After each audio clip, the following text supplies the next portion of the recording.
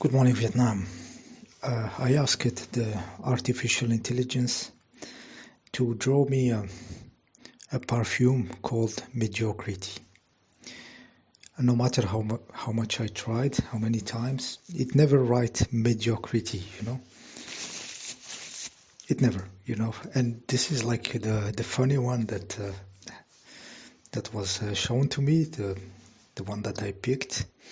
So it's it's not mediocrity on the bottle of perfume, and average in the top, like advertising. And under it says something like, because you don't want to be too good or too bad, just blind in.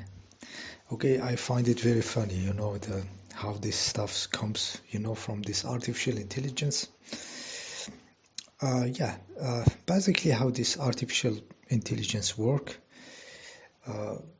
it learns to, like you give it, for example, a huge quantity of pictures of dogs, for example, and those algorithms will learn to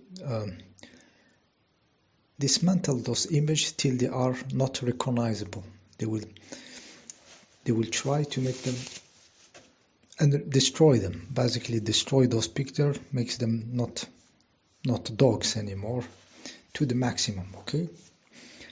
So they learn from these dog pictures, scrambling them, who knows how many millions of pictures of dogs. And then at certain moment, when this algorithm, this artificial neurons network learns, they will flip it. They will give it some random noise picture, which is not a picture, it's a noise, it's pixels. And from there, those neurons, those algorithms will run backwards. They will extract from this randomness. They will extract a picture of a dog. Okay, so they learn how to dismantle stuffs, and then they are run backward. Those algorithms to create those photos, like this perfume. Mediocrity perfume I show you here on the screen. It is the result of, who knows how many computation and quantity of data they put on them. It learned to dismantle the image of a perfume, and then this process is played backward. So from randomness, it generates a perfume bottle. Okay, and they call it, this process, from randomness, from a fog, a picture of pixels, random pixels, it creates an image. They call it hallucinate.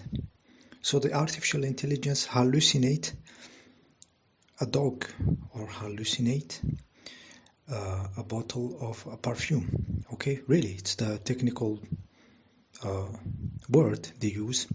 The artificial intelligence hallucinate. I did a video about the dreams looking like artificial intelligence. Okay, so might be this computing, this field of the dreams is hallucinating from the quantity of information, of memories encoded in it. It hallucinates those scenarios and those stuffs happening. There is an interesting link between the artificial intelligence and the realm of the dream. Okay, when it becomes very interesting is, like I said, the artificial intelligence learn to dismantle stuffs and then extract them from randomness.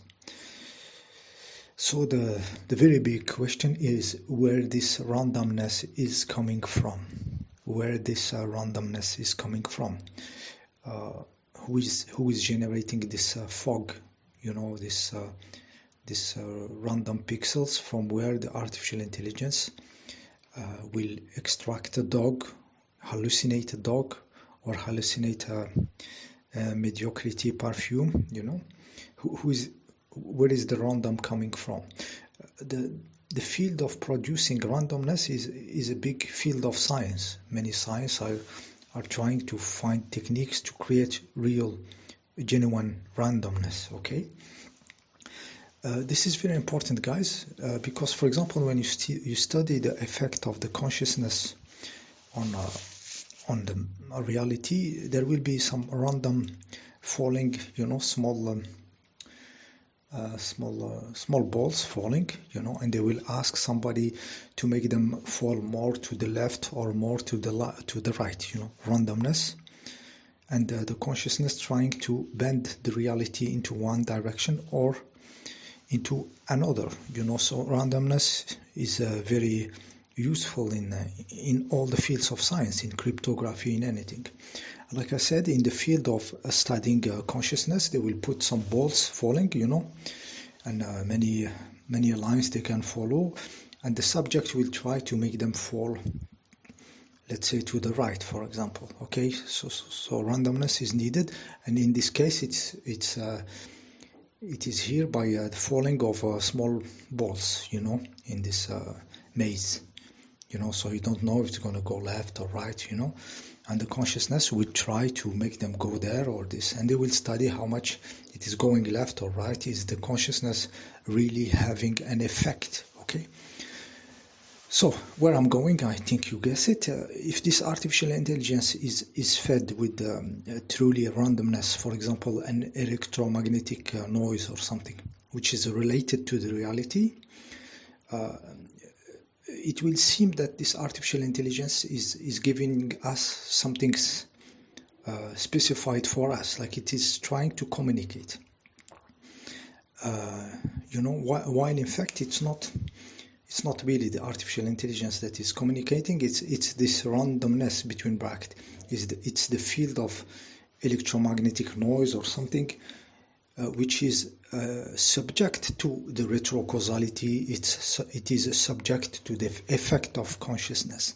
Okay, and from this noise we have those algorithms trying to hallucinate a picture, hallucinate a dog, or hallucinate a perfume. Like in the picture. So if we have a true randomness, like an electromagnetic noise or something, we are really interacting with the field, the universal field of consciousness, and we put over it those neurons networks of the artificial intelligence, and it will seem that the artificial intelligence is talking to us or something, you know. But in fact, you understood that we have two stuffs happening in the same times.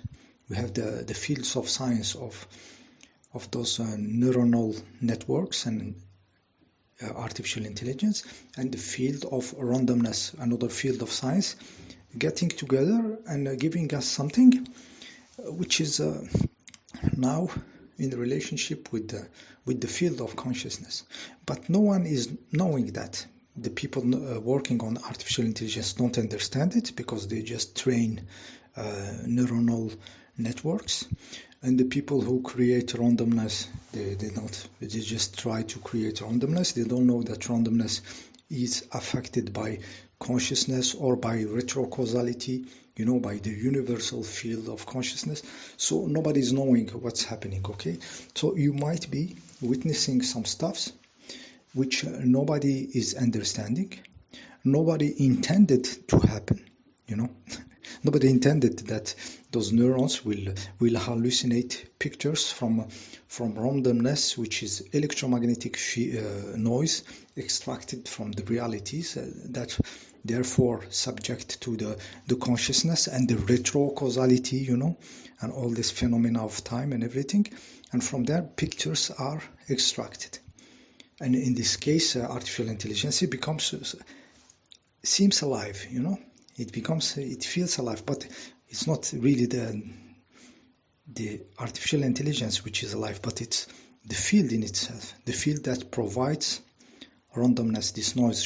You know, those TVs, for example, the first TVs, the cathodic tubes, they were made for communicating with the other world, with the immaterial world, with the ghosts, poltergeist and stuffs. And you can see it in the movie Poltergeist, where the little girl Caroline is watching the TV and trying to understand what's happening. She gets captivated. Okay, so these fields, those fields exist, and basically they are reality. When we sleep, we are totally in those fields. We don't need the TV or something. The dreams, you are swimming in those immaterial fields. It's just that they make them, showy and stuff, and all the human drama and everything. But we are immaterial. We swim in this immaterial, universal field of consciousness. This where everything is happening, and the material world, which is also a field of consciousness. Your body, as it is made, it's a huge consciousness behind. The organizing of your body is the other polarity of the big electron, organizing a form for the consciousness to see reality, the manifested reality. But in a way, it's also the material rising, the other polarity trying to reach the consciousness. The consciousness in our body maybe is also trying to reach real individualized consciousness, which is deep in us. Okay, and we are trying to be. If we are not an escapist, we are trying to incarnate. To go to the deeper into this individualization, this having a form, among many other consciousness. Okay, so yeah, that was the idea about the artificial intelligence, how it could be seem alive, because the randomness from which it will hallucinate, it will be extracted from a real field of electromagnetic noise of the big electron, subjected to the consciousness and the retrocausality. Okay, that was the point of the video. I may put another video which will show you how far this is true, how the universal field of consciousness is impacted with consciousness and totally in relationship with the consciousness. It's all the same soup, guys. Okay, we are not separated from the immaterial, from the bodies, and all this is trying to make a contact, and the contact is in the being, the guy who will manifest, unify the whole polarities in him. Okay, so it's a process. We are in the deployment of consciousness in the manifestation. We are in the deployment. We are going toward more deployment. We are not pedaling backward, even if some people may think this is the good thing to do, because obviously it seems too crazy, too hard. But in fact, the consciousness is getting more and more refined to manifest, and the matter is rising, from this complexity of making a body, crazy consciousness behind. We just didn't contact it yet, making those incredible bodies which nobody can reach the complexity, of the consciousness behind. And it is trying to reach up, the other polarity, into being, into an individualized being with a form that matches his level of consciousness. See you in the next video.